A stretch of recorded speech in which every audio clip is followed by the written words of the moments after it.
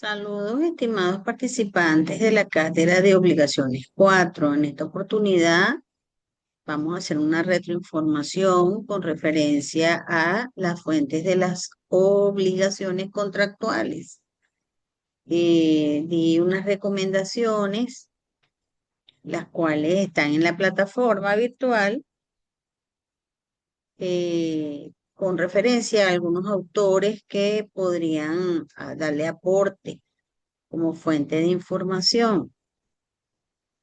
En este caso, recomiendo ampliamente, aparte obviamente del Código Civil venezolano, en su capítulo sobre las obligaciones, al doctor Eloy Maduro Luyando, es un experto en la materia contractual y obligacional. Mi nombre es Angélica Castellano y bueno, vamos a comenzar entonces con esta retroalimentación. Cuando nosotros nos referimos a las fuentes de las obligaciones, tenemos un concepto amplio, donde todos los hechos o actos de la vida real que se enfocan desde un punto de vista jurídico son capaces de producir obligación. Eh, Tiene carácter taxativo, obviamente, porque de las fuentes de las obligaciones eh, existe y produce efectos jurídicos. Es necesario que esté consagrada en el ordenamiento jurídico positivo. También tenemos entre estas fuentes, tenemos lo que son la clasificación de las mismas fuentes. En este caso tenemos la clásica está la romana, está la de Potier y está el código napoleónico. Tenemos la moderna, que es bien sabido ya la conocemos desde que vemos obligaciones uno, que es la bipartista, la de Josserand y la de Sabatier. En la romana sabemos que aplica en la Instituta de Justiniano, donde el contrato visto como una convención entre dos partes destinada a crear obligaciones. O sea, obviamente para poder existir una obligación contractual, debe haber una convención entre partes. Las partes tienen que estar de acuerdo con esa negociación, o sea, de esa oferta nace esa voluntad de querer hacer esa negociación. Tenemos también el delito como un acto sancionado por la ley penal de dos tipos. Está el público, cuyas normas tutelaban intereses generales o colectivos, procesos llamados crímina o judicia pública. Y están los privados, aquellos que lesionaban intereses particulares, como por ejemplo la víctima tenía tres acciones: la corporal, la pecuniaria o la mixta. Y los principales delitos que eran el hurto, el daño injustamente causado, la rapiña y la injuria. Estamos hablando de la Instituta de Justiniano. Estaban también, obviamente, los delitos, los cuasidelitos, cuasicontratos, que si bien no enmarcaban en la categoría de los delitos o los contratos, la ley les asignaba algunas consecuencias. Tenemos también cuasidelitos cuando se arrojaba, por ejemplo, un líquido en la calle y causaba un daño o al caer algo. Este es el ejemplo clásico de nosotros como docentes o facilitadores en las universidades cuando caía algo de arriba o de un edificio y causaba un daño al caer esa cosa desde lo alto. Obviamente la responsabilidad el dueño de la nave por las cosas allí depositadas o la del juez por dictar sentencia injusta por la negligencia. También existía lo que es el cuasi contrato, que son la gestión de negocios o el pago de lo indebido. Y Potier, un jurista francés, de los años 1699 a 1790, expresa en su criterio como autor que el contrato es una convención por la cual las dos partes recíprocamente o solo una de las dos promete y se obligan para que la otra dé alguna cosa o hacer tal cosa. Aquí estamos hablando de también tres puntos interesantes dentro de lo que son las fuentes: el dar, hacer y el no hacer. También tenemos el cuasi contrato, que es el hecho de una persona permitido por la ley que le obliga para la otra o obliga a otra persona para con ella sin que entre ambas intervengan en convención alguna. Tenemos también el delito, y el hecho por el cual una persona por dolo o por malignidad causa perjuicio o daño a la otra. Eh, Hay diferentes circunstancias dentro de las fuentes de las obligaciones. Tenemos también la ley, que la ley natural es causa mediata de todas las obligaciones y que provengan de contratos, cuasicontratos, delitos o cuasidelitos, porque a priori la ley natural ordena que cada uno cumpla lo que promete y obviamente reparar el daño causado por la falta. Tenemos un código napoleónico que también en los 1804, sin alterar gravemente la concesión de Potier, dice que el contrato es una convención por la cual una o varias personas se obligan hacia una o varias otras a dar, hacer o no hacer alguna cosa. El contrato, según el Código Napoleónico, son los hechos puramente voluntarios del hombre, de los cuales resulta un compromiso hacia un tercero y algunas veces un compromiso recíproco entre dos partes. El delito, cualquier hecho del hombre que cause daño a otro. El cuasi delito, cada uno es responsable del daño que causa no solamente por su hecho personal, sino también por su negligencia o imprudencia. La ley, la causa inmediata de todas las obligaciones, es la ley obviamente, pero hay casos en los cuales es la fuente inmediata de obligaciones sin que medie de hecho personal. Obviamente, luego de estas fuentes anteriores, tenemos lo que son las fuentes modernas, que está la bipartita, donde Planiol expresa, seguida por Bonacase o Emoge en Francia, Brughi y Messineo en Italia y de Page en Bélgica, del contrato como acto jurídico. La obligación es producto del efecto del principio de la autonomía de la voluntad. Sabemos que sin voluntad no hay contrato. O sea, tiene que haber la aceptación de mi parte, donde aquel oferente, o perdón, el ofertante está dando, valga la redundancia, en oferta algo y que yo quiera hacerlo. El papel de la ley en este caso es pasivo, solo sancionado lo que las partes han pactado libremente. Y aquí la manifestación externa de la voluntad es fundamental. Obviamente nadie puede obligarnos a hacer algo que no queremos, ¿sí? Eh,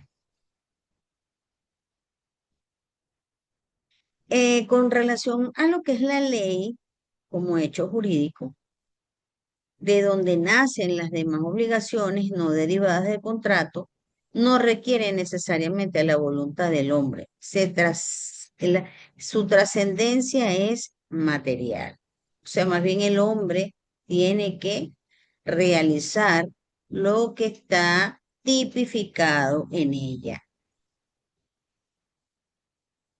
Tenemos también lo que es el criterio de Josserand, donde él expresa que en los actos jurídicos se refiere a los contratos y él los subdivide en plurales y unilaterales. Los actos ilícitos, por ejemplo, los actos ilícitos donde comprenden los antiguos delitos y cuasedelitos, el enriquecimiento sin causa, que es la figura del pago de lo indebido, y la ley, la cual comprende las siguientes características, ¿verdad? Las obligaciones de vecindad, están las obligaciones de administrar que incumben al tutor y a otros determinados administradores, las obligaciones de los padres respecto de los hijos y viceversa, las obligaciones de alimento, las obligaciones derivadas de cauciones prestadas por imperativo legal, y las obligaciones fiscales y laborales. Hay un criterio también bastante interesante con el autor o el estudioso en materia contractual como es Sabatier.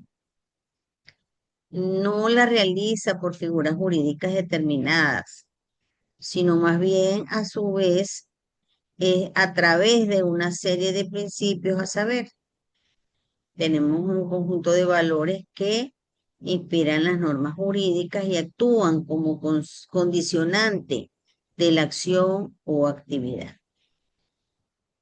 Tenemos el principio de la autonomía, perdón, de la voluntad, la cual, según toda persona, es libre de obligarse por su propio querer. Es la base de los contratos y la manifestación unilateral de voluntad. Principio de la equivalencia del patrimonio. Tenemos que los patrimonios de los sujetos de derecho se encuentran en una situación de equilibrio, por lo cual ningún bien puede pasar a integrar el patrimonio de otro sin mediante un acto jurídico válido. En este caso podría ser una compraventa de un inmueble, es decir, un acto tolerado por el ordenamiento jurídico positivo. Y el fundamento del enriquecimiento sin causa, el pago de lo indebido y la gestión de negocios. Tenemos también el principio de la responsabilidad por la culpa. Esta se fundamenta en las nociones del derecho natural, así que cuando actuando con el dolo, con la culpa, cause un daño a otro, tiene el deber de repararlo. ¿Ok? Eh, También inspira el hecho ilícito como fuente de la obligación. Es importante, aquí haciendo un break en lo que estamos discutiendo, que tengamos a la mano el Código Civil venezolano para poder leer el articulado, que se pueda ir nombrando aquí en esta retroalimentación, porque la idea es leer el artículo para poder hacer un criterio del mismo, ¿ve? Y hacer un análisis exhaustivo de lo que estamos leyendo. Es importante analizar el articulado. Tenemos también el principio de la responsabilidad por riesgo, que no es más quien desarrolla en su propio provecho una actividad, debe también soportar como contrapartida los daños que ésta o esa actividad cause a otras personas. Inspira pues las indemnizaciones por accidentes de trabajo. Ese es un ejemplo. Tenemos el principio de responsabilidad por culpa, la cual se funda en las nociones del derecho natural. Tenemos el principio de interés social, que se refiere a los intereses de todos los individuos de una sociedad que el Estado tutela en beneficio de todos. De allí las obligaciones fiscales o de seguridad social. Entonces tenemos también en estas fuentes una clasificación en los códigos modernos. Ya hablamos de los anteriores, ahora vienen los actualizados, los modernos, lo que está en la palestra. El primero, se abandona la tendencia de realizar clasificación y solo desarrollan las figuras jurídicas que generan obligaciones, tales como lo hacen el Código suizo y el alemán en 1900. Tenemos también el proyecto franco-italiano, que sigue con la misma tendencia y solo desarrolla las figuras jurídicas. Uno de los más importantes es el Código Civil Italiano, el de 1942, que sí contempla una disposición específica, artículo 1173. Las obligaciones derivan del contrato de hecho ilícito o de cualquier otro acto o hecho idóneo para producirlas de conformidad con el ordenamiento jurídico. El Código Civil del Imperio de Etiopía en 1960, si bien no lo establece expresamente de su texto, se infiere una clasificación en 5 grandes grupos. 1.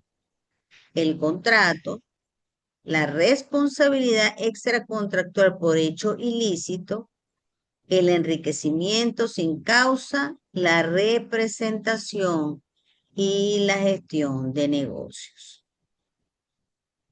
Tiene también unas características, obviamente interesantísimas, las cuales los legisladores no asumen la atribución de clasificar la fuente. Ellos lo dejan en manos de la doctrina y la investigación. Lo que aplican es la recomendación en la forma de sistematizar de la norma. Resalta la sustitución civilmente del delito y del cuasidelito por el hecho ilícito. La inclusión del enriquecimiento sin causa, está también el abuso del derecho y la manifestación unilateral de la voluntad.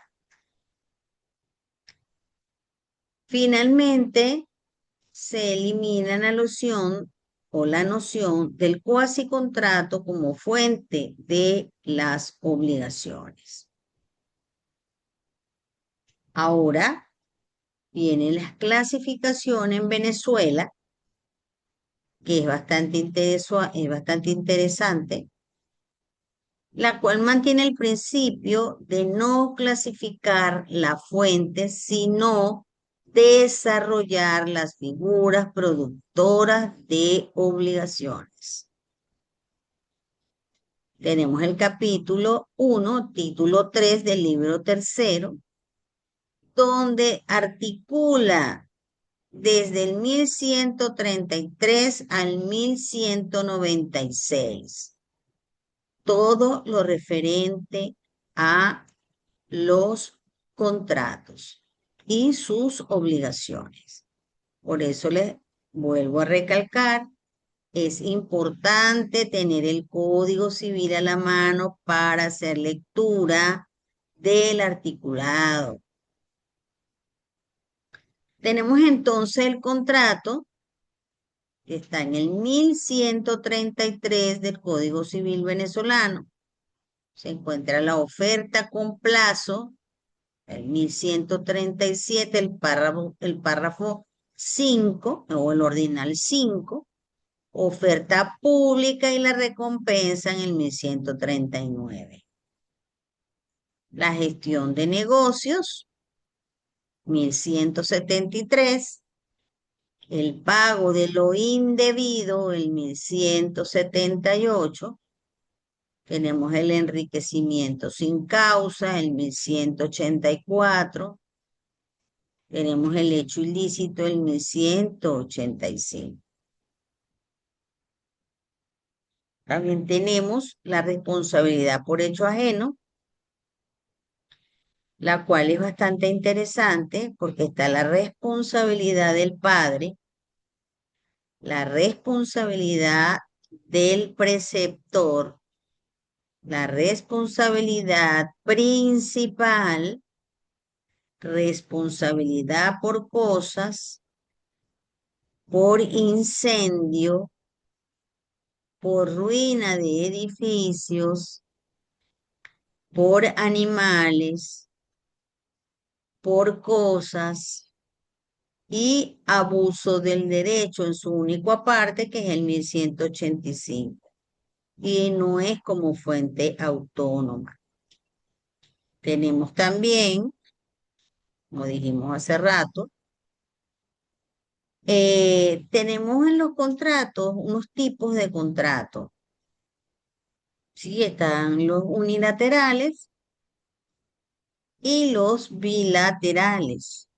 Entonces lo podemos conseguir en el 1134 del Código Civil venezolano, que es bastante importante que hagamos lectura. Está el artículo del contrato como tal, como se dijo con antelación, el 1133, está el 1134, está el 1135 y 1136. Se habla también dentro de ese articulado hacia adelante, el consentimiento y perfeccionamiento. También tenemos la validez de los contratos, 1141, 1142. Tenemos la fuerza obligatoria de la obligación, el 1159, hablando del pacta sunt servanda, que no es más que lo pactado obliga. Ese es el significado de la palabra pacta sunt servanda. También Potier y Sabatier, como dijimos hace rato, habla o expresa dentro de su contenido y su criterio como estudiosos de las obligaciones y los contratos sobre los principios y valores en el mismo. Eh, También tenemos entre la autonomía de la voluntad, tenemos también lo que es la capacidad de crear, modificar y extinguir una relación jurídica con relación al 1133 y el contrato. También esa autonomía tiene la libertad contractual, la cual está en el articulado 1159. Tenemos a partir del 1265 el dar, hacer o no hacer. Hagamos lectura desde 1265 y siguientes para que leamos y hagamos criterio y análisis de esas tres fuentes también que son bastante importantes e interesantes dentro de las obligaciones, ¿no? El dar, hacer y no hacer. Eh, Tenemos dentro de la libertad contractual y la consensualidad en el 161, tenemos lo que es la buena fe, los requisitos de la oferta también son bastante importantes, están en el 1148.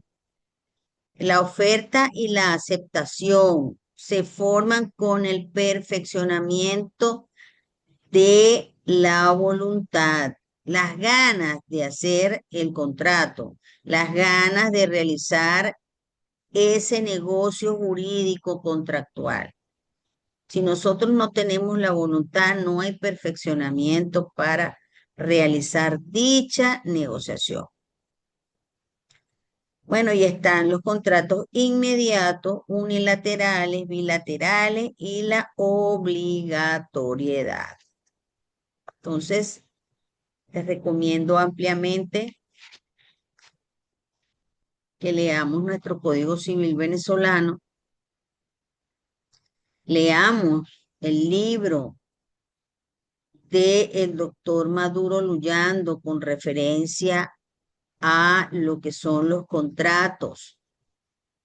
Es importante participar en estas actividades de clases en vivo, ya que si no estamos presencialmente, por lo menos tenemos que estar en estas clases en vivo que vendría siendo lo mismo. Sé que hay situaciones de la luz, de la electricidad, del trabajo, pero todos estamos en las mismas situaciones y tenemos que hacer el sacrificio de entrar a nuestras clases síncronas o nuestras clases en vivo. Entonces, bueno, me despido muy cordialmente, esperando pues que en la próxima sea más productiva, que sea más interactiva y que hagamos feedback de lo que estamos aquí compartiendo, dirimiendo, eh, dando criterios, lo que no estemos de acuerdo, lo que sí estemos de acuerdo, pero tenemos que entrar a clase y hacer feedback para eso. ¿Ok? Entonces, bueno, me despido. Encantada de haber estado con ustedes. Por aquí, Angélica Castellano.